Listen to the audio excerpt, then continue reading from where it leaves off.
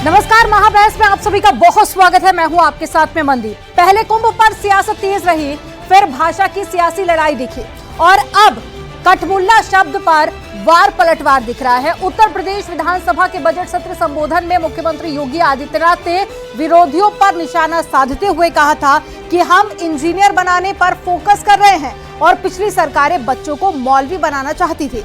देश में कठमुल्लापन बर्दाश्त नहीं होगा। इसे लेकर अब असदुद्दीन ओवैसी का पलटवार सामने आया तो वहीं पर भारतीय जनता पार्टी ने भी तीखे अंदाज में पलटवार किया है। सवाल यह है कि कुंभ के बाद में कठमुल्ला शुरू सियासी हल्ला। ओवैसी बोले उर्दू बोलने वाले कठमुल्ला कैसे, और कठमुल्ला पर थनी ओवैसी वर्सेस योगी। आज इसी के इर्द गिर्द महाबहस रहेगी और लेकिन उससे पहले आपको एक रिपोर्ट दिखाते हैं। उसको मौलवी बनाना चाहते हैं, कठमुल्ला बन के इसको ले जाना चाहते हैं कि उर्दू पढ़ना कठमुल्लाओं की तरह मौलाना बनाना की बात है। क्या सभी प्रकार की भाषाएं एक समाज के लोगों को नहीं पढ़नी चाहिए? कुंभ के बाद कठमुल्ला शुरू सियासी हल्ला। इंग्लिश स्कूलों में और दूसरे के बच्चे के लिए अगर वो सुविधा सरकार देना चाहती है, कह देनी उर्दू पढ़ाओ इसको, यानी उसको मौलवी बनाना चाहते हैं, कठमुल्ला बन के इसको ले जाना चाहते हैं। ओवैसी बोले उर्दू बोलने वाले कठमुल्ला कैसे। अब जाहिर है उत्तर प्रदेश के मुख्यमंत्री को तो उर्दू नहीं आती, मगर वो साइंटिस्ट क्यों नहीं बने, उसका जवाब वही दे सकते हैं। मौलाना का बयान, कुंभ का फिरका परस्ती प्लान। हिंदुस्तान में कुछ लोगों की ज़हनियत फिरका परस्ताना हो चुकी है और वो हर जगह में फिरका परस्तियत को, सांप्रदायिकता को निकाल लेते हैं। बीजेपी का पलटवार, ओवैसी का जिहादी प्लान तैयार। मुख्यमंत्री योगी आदित्यनाथ जी किसी भाषा के विरोधी नहीं है। उर्दू भाषा को लेकर के उन्होंने कोई विरोध नहीं किया है, लेकिन जानबूझकर के केवल एक ही भाषा पढ़ने पर मजबूर कर दिया जाए, इस बात का तो विरोध होना ही चाहिए। कठमुल्ला पर ठनी ओवैसी वर्सेस योगी।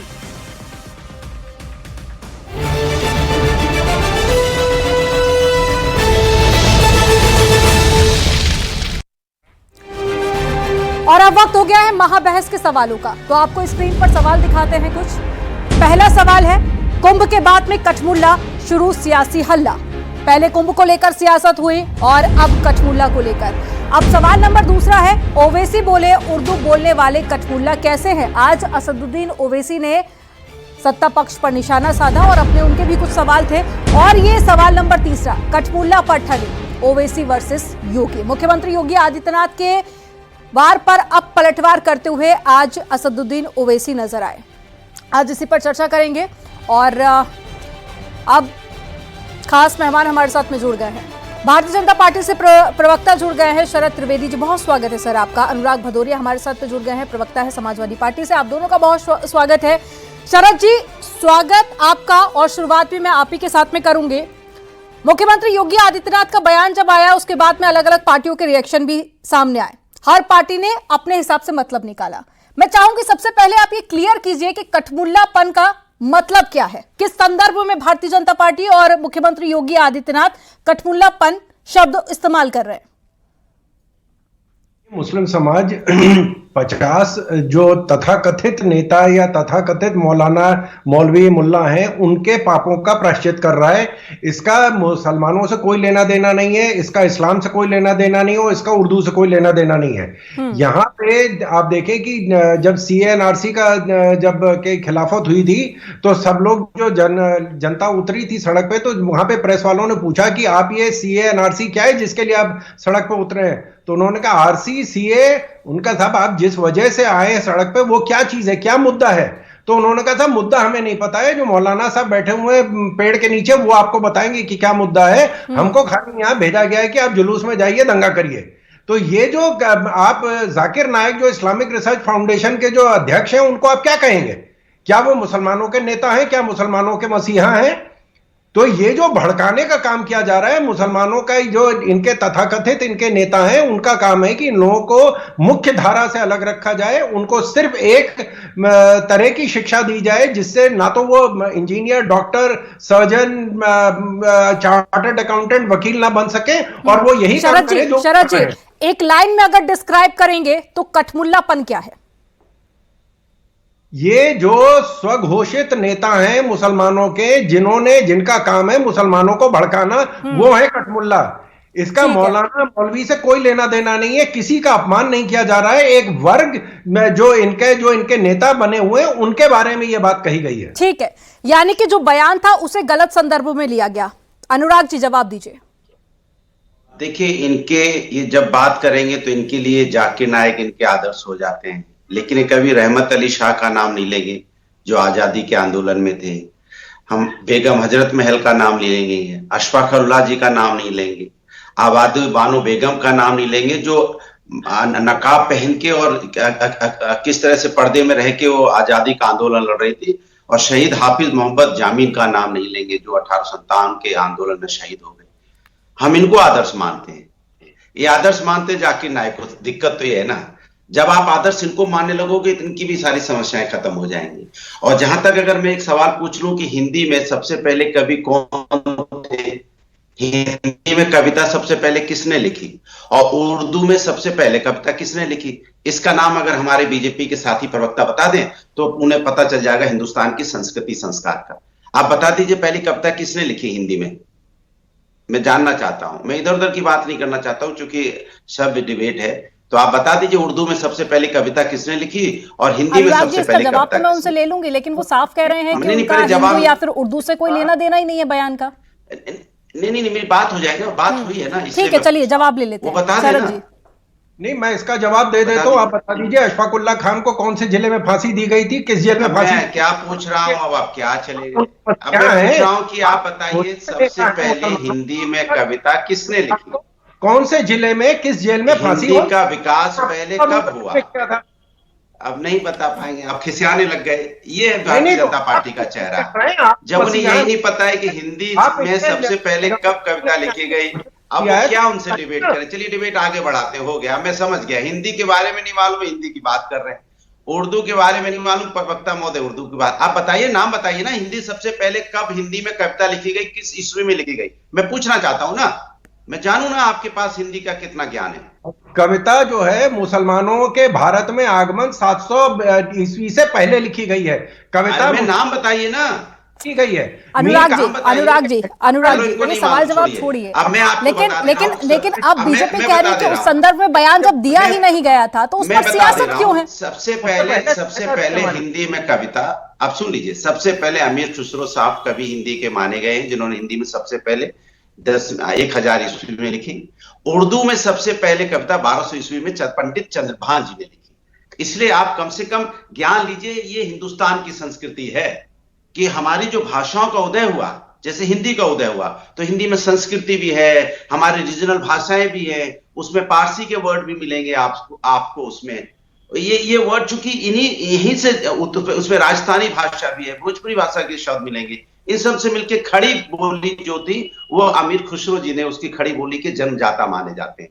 आप कम से कम पढ़िए, चंद्रभान ने जब उर्दू का हुआ, उर्दू कहां से आई? उर्दू यहीं से आई जब हमारे देश के अंदर में आक्रमण जब हुए, जब यहाँ दिल्ली सल्तनत हुई, जब यहाँ पे आक्रमणकारी आए तो उनकी डिफरेंट अलग अलग देशों से आए, कोई अफगानिस्तान से आया, कोई ठीक है अनुराग जी, से आया, कोई कहीं से आया। ये वही भारत है जहां पर 5 करोड़ से ज्यादा लोग उर्दू भाषा में बात करते हैं। अभी भी हम जिस भाषा में बात करते हैं हिंदी में, उसमें भी कई सारे ऐसे शब्द हैं जो कि उर्दू से आए हुए हैं। तो यहाँ पर भाषा को लेकर सवाल नहीं, यहाँ पर मुख्यमंत्री योगी आदित्यनाथ के दिए बयान को लेकर विपक्षी पार्टियां जिस तरह से सवाल उठा रही हैं, हम चर्चा उस पर कर रहे हैं। लेकिन अब बीजेपी का कहना है कि उस संदर्भ में बयान नहीं दिया गया था, तो फिर इस पर सियासत क्यों है? अब मैं कोई ज्ञान की बात कर रहा हूं तो क्या दर्द की बात है भैया? हमारे उत्तर प्रदेश वालों को जो व्यूअर है, आप उनको थोड़ा ज्ञान मिल जाएगा कि भाषाओं की उत्पत्ति कैसे हुई। तो मैं, आप इसमें हल्ला क्यों मचा रहे हैं? मैं तो ज्ञान की बात कर रहा हूँ, राजनीति बात तो कर नहीं रहा हूं मैं, ना मैं किसी पे आरोप लगा रहा हूं। मैं तो कह रहा हूं कि उर्दू की उत्पत्ति ऐसी, जो सैनिक आए बाहर से, अलग अलग विदेशों से, तुर्किस्तान से आए, अफगानिस्तान से आए, ये अलग अलग भाषा कजाकिस्तान एरिया से है। तो ये जब यहाँ पे इन्होंने कैंप किया तो इनकी भाषाएं आपस में कम्युनिकेट कैसे करते थे, लोकल भाषाओं में बातें करते करते करते करते एक भाषा की उत्पत्ति हुई जिसका नाम उर्दू हुआ। इसी तरह से भाषाओं का जन्म हुआ। और हम आपस में क्यों लड़ रहे हैं? सत्ता के लिए। कुछ भी इतिहास बदलते चले जा रहे हैं हम लोग, कुछ भी हम लोग के मन में आता है हम बोल देते हैं। देखिए, हिंदुस्तान में सिर्फ एक चीज की राजनीति होनी चाहिए विकास की।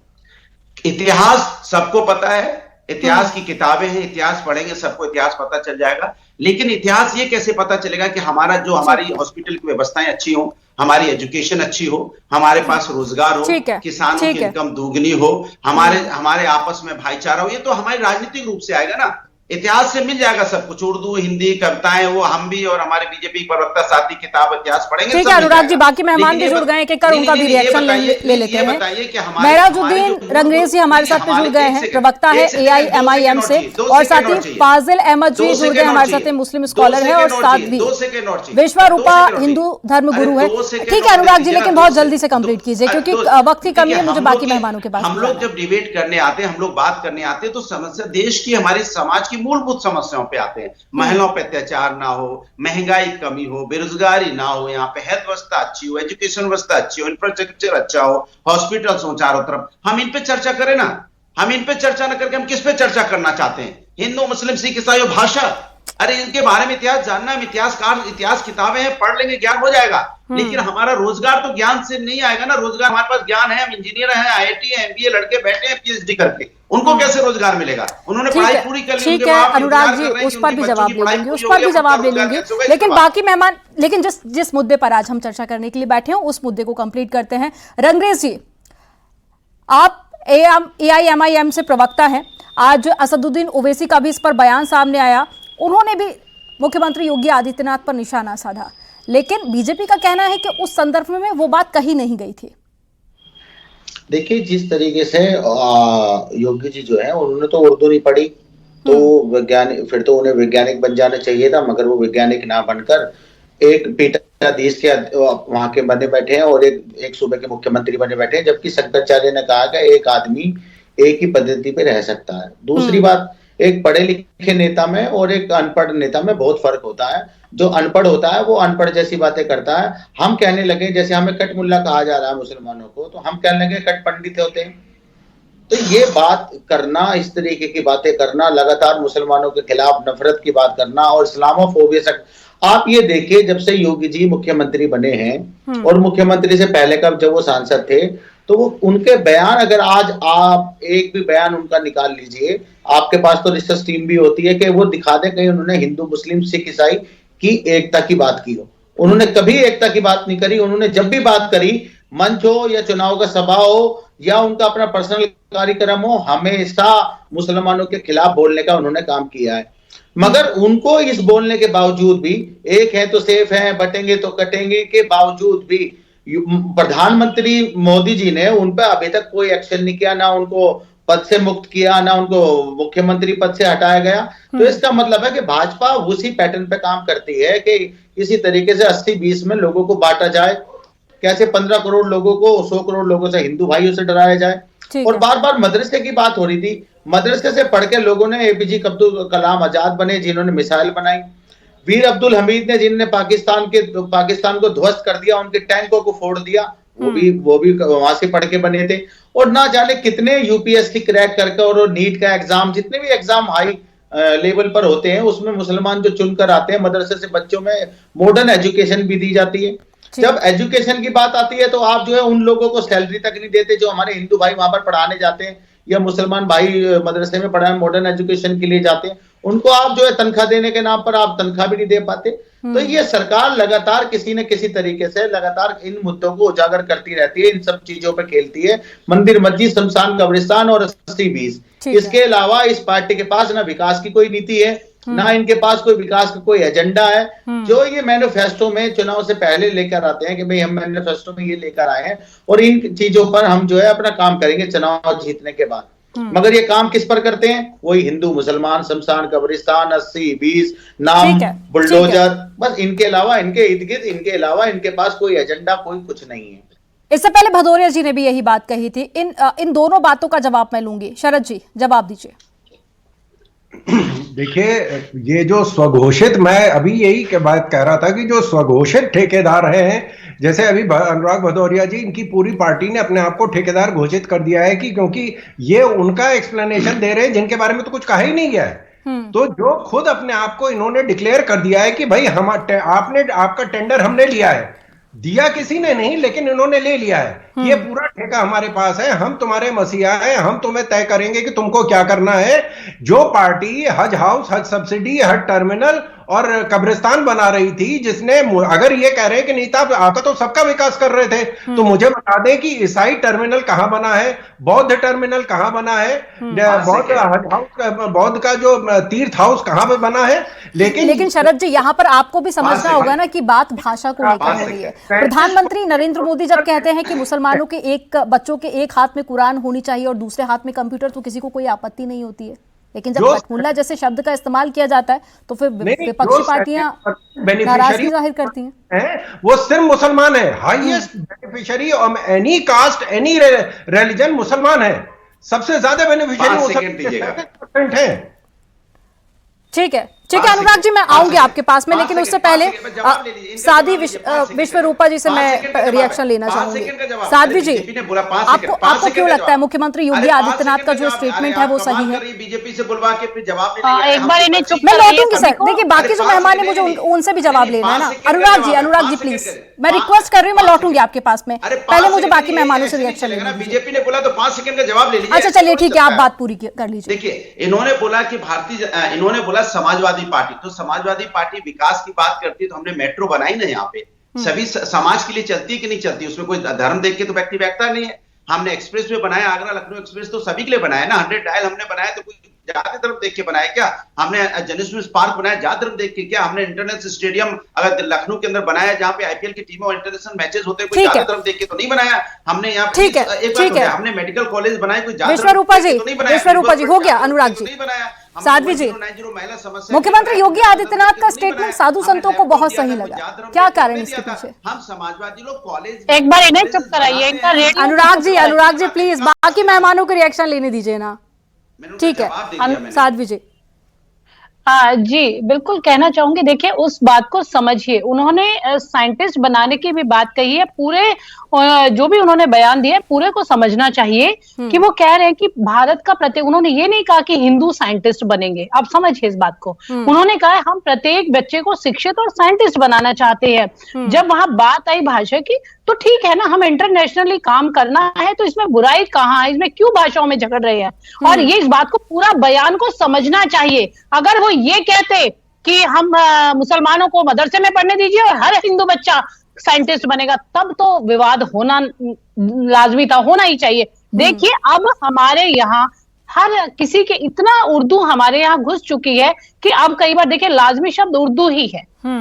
अगर ऐसा होता तो हम बहुत सारे शब्द ऐसे बोलते हैं। तो आप लोग जो मैं किसी का फेवर नहीं ले रही हूँ, कोई मैं किसी पार्टी की तरफ नहीं हूँ, परंतु आप समझिए कि बात तो बार बार दूसरी पार्टियां हैं। अभी मैंने किसका सुना था, शायद शौकत अली जी बोल रहे थे कि विधानसभा में भेज दीजिए, वहां माइक से सर्फ उड़वा दीजिए या फिर 15 मिनट का समय दे दीजिए। ऐसे ऐसे बयान, जब इनके पास कुछ नहीं होता है, विकास की बात, विकास की तो बात है, एजुकेशन विकास, विकसित भारत को की तरफ तो लेके जा रहा है, तो इसमें आप ऐसा क्यों देख रहे हैं? और मदरसों की भी बात अगर की जाए तो बहुत सारे उदाहरण हमारे पास ऐसे हैं जहां मदरसों में आप सभी जानते हैं कि क्या होता है। ये उन बच्चों के भविष्य की बात करिए, यहाँ कोई ये नहीं कहा गया। अगर कुछ ऐसी बात, इसमें बिल्कुल 1% भी विवाद नहीं होना चाहिए। हमारे अनुराग भाई को भी सुन रहे, वो तो चुप होने का नाम ही नहीं लेते, उनका तो रेडियो शुरू हो जाता है फिर तो वो चलना ही शुरू कर देते हैं। परंतु ये पूरे भारतवर्ष की बात है, आप यहाँ समझिए। कभी यहाँ पे जात पात आपकी तरफ से फैलाई जाती है, जात पात का या जय फिलिस्तीन का नारा लगाया जाएगा, यहाँ लगाया जाएगा, तो ये चीजें राजनीति की रोटियां सेकने के लिए है। परंतु इस बयान में कोई भी कहीं भी कोई बुराई नहीं है। आप लोग बिना बात के आरोप प्रत्यारोप कर रहे हैं, तो निश्चित रूप से राजनीति से बाहर का बयान। ठीक है, फाजिल अहमद जी, बयान में किसी तरह की कोई दिक्कत नहीं है, फिर इस पर सियासत क्यों? देखिए, समझने वाले की बात है। किसी को समझ में आता है, किसी को नहीं आता है। अब अनुराग जी इतनी उच्च कोटि की बात बता रहे थे कि कवि का नाम पूछे तो नहीं बता पाए बीजेपी के लोग, और कई बार चैनल की डिबेट्स में मैं रामायण की कुछ प्रतियां लेके जाता हूँ, तो बहुत से बाबा लोग जो कंठी उंठी पहन के आते हैं, उन लोगों को मैं पूछता हूँ कि क्या लिखा है, जरा पढ़ के बताइए, हमको समझ में नहीं आ रहा है। तो एक लाइन लोग नहीं पढ़ पाते हैं और तो पूरा अगर हिंदू का ठेकेदार बने। तभी आप लोग भगवा पहनने वाले को देखिए, रावण हम बता आपके देते बीच में नहीं बोल रहे थे, तो आप भी जरा संस्कार का पालन कीजिए। साध्वी जी, आप थोड़ा संस्कारी हैं, थोड़ा संस्कार दिखाइए। लेकिन पहले बात पूरी आप जरा सा चुप हो जाइए, हमारी बात पूरी हो जाने दीजिए। ठीक। तो वही बात है कि जो आदमी पढ़ना लिखना नहीं चाहता है, उसको पढ़ाई की बात समझ में आती नहीं है। और योगी आदित्यनाथ जी तो इसके पहले हिंदू, भाजपा में तो कभी थे नहीं, हिंदू वाहिनी के अध्यक्ष थे। तो इनको तो हम लोग पहले से भी जानते हैं कि इनका पढ़ाई उसी लेवल पे हुआ है। अब जो अंग्रेजी नहीं पढ़ा है, उसको कितना भी अंग्रेजी पढ़ा लीजिए तो नहीं बोल पाता है। इसी तरह जिसने मुसलमान को गाली देना है, आज कोई नई बात है, मुल्ले काटे जाएंगे, राम राम चिल्लाएंगे, मुसलमानों का दो ही स्थान, पाकिस्तान या कब्रिस्तान, ये सब तो हम लोग इतने साल से सुन रहे हैं, कोई नई बात थोड़े है। और ये बात तो किसी मुसलमान को अब बुरी नहीं लगती है। हाथी चला बाजार, कुत्ता भौंके हजार, ये तो हम लोगों ने भी सीखा है। अरे बोल रहा है तो बोलने दीजिए, जिसको जो बोलने से क्या होता है। हम लोगों ने ये भी सीखा है कि हाथी चले बाजार, कुत्ते भौंके हजार। अरे भाई, कोई बोल रहा है, मुसलमानों को गाली दे रहे हैं, मुसलमानों का अपमान कर रहे हैं, उनकी मस्जिदों पर रंग फेंक रहे हैं, मंदिर में लाउड स्पीकर नहीं बजेगा, मस्जिद के मीनार पे ही लाउड स्पीकर, ये सब तो चलेगा, ये सरकार है। नहीं सर, कलम होना ठीक है, सर कलम होना ठीक है। फाजिल जी चलिए, मैं आपको मुख्यमंत्री का पूरा बयान एक बार पढ़ के सुना देती हूँ। मतलब मुझे लगता है कि आप लोगों ने सिर्फ उतना सा चंक ही देखा है। अब हमारी तरफ से क्या हो रहा है, आपकी तरफ से क्या हो रहा है, हम उस पर तो जा ही नहीं रहे। वही तो मेरा आपसे सवाल है कि सर दिक्कत क्या है? नहीं तो आप चीजों को अलग लेकर जा रहे हैं। फाजिल जी, जलेबी की तरह बोल बनाना छोड़िए ना, दिक्कत बताइए ना, बयान में दिक्कत क्या है? चाहे मैडम करें चाहे आप करें, संविधान है देश में ना, जो भी गलत करे, यही तो पूछे, बयान में गलत क्या है? चाहिए, आप बयान में बात कीजिए, बयान में गलत क्या है? कोई भी गलत बोले, बयान में गलत क्या है, उसमें आ जाइए आप सरकार है ना, तो सरकार का काम होता है कि कोई भी गलत करे उसके साथ कार्रवाई करनी चाहिए, चाहे कोई बजरंग दल हो या बीजेपी हो। और एक शिशु मंदिर है इन लोग का स्कूल, वो बजरंग दल का कार्यकर्ता उसमें ज्यादा मिलते हैं, वहां से जो पढ़ता है वो बजरंग दल कार्यकर्ता बन जाता है। तो ये लोग जो है इस तरह की बातें करके नफरत फैलाते हैं साथ। और अभी बोध गया में बौद्ध भंते लोग अनशन करके बैठे हैं 12 दिन से कि हमारा मंदिर खाली करो। अब बताइए, उस मंदिर को भी उन्होंने कब्जा पर जिक्र करेंगे ना, उस पर भी चर्चा करेंगे, लेकिन आप पहले इसका तो जवाब दीजिए। आप बातों को गोल गोल घुमा रहे हैं, लेकिन आपने एक भी अभी जवाब नहीं दिया सही कि आखिर दिक्कत क्या है बयान में। सबसे दूरी दुनिया से बुद्ध आते हैं, उनको कब्जा करके ब्राह्मणों ने वहां पे अपना कब्जा कर रखा है, और उसको छुड़ाने के लिए आज 15 दिन से भूख हड़ताल पर लोग बैठे हुए हैं। ठीक है, यही सब देश में साध्वी जी कुछ कहना चाह रही है, उनका जवाब ले लेते हैं। बुद्ध का देश है, अब बुद्ध के ही अपने मंदिर में ब्राह्मण कब्जा करके बैठे हैं। सर, आप बाकी सारे मुद्दों पर चर्चा करेंगे, लेकिन आज जिस मुद्दे पर हम बात करने के लिए बैठे हैं, आप उस पर जवाब नहीं देंगे। ठीक है साध्वी जी, आप अपनी बात 7 लाख करोड़ डूब गया शेयर बाजार में, भारत के लोगों का 7 लाख करोड़ डूब गया, उस पर बात नहीं करते ये लोग। कुछ हो बोलने के लिए, उस बयान में ऐसा कुछ भी नहीं है जो इनके पास हो कुछ बोलने के लिए, तो ये तो बात को घुमा रहे हैं। मैं तो एक भाई को ये कहना चाहूंगी, अति का भला ना बोलना, अति की भली ना चूप, अति का भला ना बरसना, अति की भली ना धूप। मुख्यमंत्री को समझाइए ना, ये बात आप मुख्यमंत्री जी को समझाइए। मुख्यमंत्री हमको मत समझाइए, आप मुख्यमंत्री को समझाइए। गलत क्या था, आप गलत क्या था उस पर आ जाइए, हम फिर उसका भी जवाब देंगे। वो आपके भी मुख्यमंत्री, मेरे भी मुख्यमंत्री। जो अभी आपने पढ़ा है ना, जो अभी आपने श्लोक पढ़ा दिया, चाहे जो भी पढ़ा है ना आपने, ये मुख्यमंत्री जी को बताइए। हम लोग को बताने से क्या फायदा, हम लोग तो सुनते रहते हैं। हमको तो टीवी पे ही कितनी बार गालियां दी जाती हैं, हम लोग को चैनल पे ही कितने लोग गाली देते हैं। तो हम लोग को तो सुनने की आदत है। समय आता है, सबका समय आता है, इनका भी समय आ जाएगा, ऐसा थोड़े। नहीं, आपका समय तो सदैव है, आपका समय चैनल पे बैठ के अपनी पूरी बात कर रहे हैं, अपनी बातें रख रहे हैं, उसके बाद में आप इस तरह से रिएक्ट कर रहे हैं जैसे आप लोगों के साथ में अत्याचार हो रहा है। चलिए ठीक है, मेरे पास वक्त की कमी, एक एक कर सभी से फाइनल कमेंट लेंगे। शरद जी, आप ही से शुरुआत करूंगी, फाइनल कमेंट। देखिए, हम चाह रहे हैं कि मुसलमान भारत का अग्रगणी बने, वो आगे आए, वो हर चीज में देश के साथ जुड़े और मुख्य धारा से जुड़े। जो इनको जोड़ना चाह रहा है, बंद करके जोड़ेंगे, उनकी समस्या गाली देके बंद हो रही है, गाली देके जोड़ेंगे। की बात करी तो ये उसके कैसे जोड़ेंगे बताइए, कोई प्लान तो होगा आपके पास। फाजिल जी, आप आपने गाली सोच देके रखा है कि जोड़ेंगे पूरी किसी बहस को? को एक गलत डायरेक्शन देना है आपको, कहाँ गाली दी ये गई? गाली देके ठीक नहीं है अनुराग जी, आप फाइनल कुछ कमेंट प्लान तो आपका। बताइए जोड़ने का। देखिए मैं तो यही कहूंगा, योजना हो तो बताइए। ठीक है सर, प्लीज एक एक कर सभी के पास में आ रही हूँ। Anurag ji, final comment. मैं तो यही कहूंगा, चूंकि सबको पता चल गया पूरे देश की, आज मैंने डिबेट्स देखी है, कोई इस बात पे चर्चा नहीं कर रहा है कि हर व्यक्ति का पैसा डूब गया है, 5 लाखों करोड़ रुपया डूब गए हैं, और आप हमें किसमें फंसा रखे हैं डिबेट में? थोड़ी तो शर्म आनी चाहिए सबको। आपने किसमें फंसा रखा है? अनुराग जी, ये ना आपकी दिक्कत है, जब भी किसी भी मुद्दे पर चर्चा करने के लिए हम बैठते हैं, आप उसको हमेशा गलत डायरेक्शन देने की कोशिश करते हैं। एक नया मुद्दा आप लेकर आते हैं और आपका हमेशा ये कहना होता है कि आज इस पर डिस्कशन होना चाहिए था, लेकिन आज इस पर डिस्कशन नहीं हो रहा है। ये सर आपकी ये आदत बन चुकी है। रंगरेज जी, फाइनल कमेंट आपका। शर्म की बात है ये, मुझे लगता है सही पैनलिस्ट को इसके बारे में बुराई करनी चाहिए, ऐसी डिबेट के नहीं होनी चाहिए। यहाँ लोगों के पैसे डूब गए, इस पे कोई चर्चा नहीं होगी। अनुराग जी, शायद आप कुछ मिस कर जाते हैं। लोगों की जिंदगी बर्बाद हो हर एक मुद्दे पर न्यूज चैनल्स पर डिस्कशन होता है, चर्चा होती है, हर खबर को प्राथमिकता से दिखाया जाता है, लेकिन तब शायद आपका ध्यान नहीं होता है उस तरफ। रंगरेज जी, फाइनल कमेंट आपका। सर मेरे पास वक्त की कमी है, प्लीज बाकी सब मेहमानों की भी बात पूरी हो जाए। जो लोग भी उर्दू बोलते हैं उनको गाली देने का काम योगी जी ने किया है, उन्हें अपनी इस बयान पर माफी मांगनी चाहिए। और जिस तरीके की वो भाषा बोलते हैं, सदन की बात हो चाहे चुनाव जनसभा हो, ऐसी भाषाओं पर उन्हें अपने लगाम लगाने चाहिए। वो संविधान की शपथ लेकर, और वो सबके नेता हैं और सबके मुख्यमंत्री हैं, ना कि वो एक हिंदू हो या सनातन लोगों के मानने वाले लोगों के साथ है, मगर वो जो उनका रवैया और जो उनका व्यवहार है वो दिखाता है कि वो किस तरीके से लगातार मुसलमानों को टारगेट करने का काम करते हैं, उनको सबक सिखाने का काम करते हैं। ठीक है, फाजिल जी। हाँ बिल्कुल, मैं तो ये कहना चाहूंगी, भाषा पे बात हो रही है, बार बार शब्दों पे बात हो रही है, तो निश्चित रूप से आप सभी बहुत ज्ञानी हैं, और मुझे नहीं लगता ये शब्द गाली में आता, शायद इसका अर्थ आप लोग नहीं जानते हैं। तो पहले इस बात को पहचानिए। पहले फाजिल जी, जल्दी से आप अपना फाइनल कमेंट दीजिए। देखिए, बीजेपी के लोग मुसलमानों को बहुत आगे बढ़ाना चाहते हैं, लेकिन कुछ प्लान नहीं बताते हैं कि किस प्लान से आगे बढ़ेंगे। उनके साथ इतना तिरस्कार अपमान कर रहे हैं मुसलमानों का ये लोग। सत्ता का मतलब ये थोड़ी है कि आप किसी का अपमान कीजिए, किसी का तिरस्कार कीजिए। सत्ता तो आती जाती रहती है। कांग्रेस की 70 साल रही, आप तो अभी 10 साल में इतना बिलबिला गए कि आप मुसलमान का अपमान करने लगे, दलितों का अपमान करने लगे, बुद्धों का सभी मेहमानों का हमारे साथ में जुड़ने के लिए, चर्चा में शामिल होने के लिए बहुत शुक्रिया।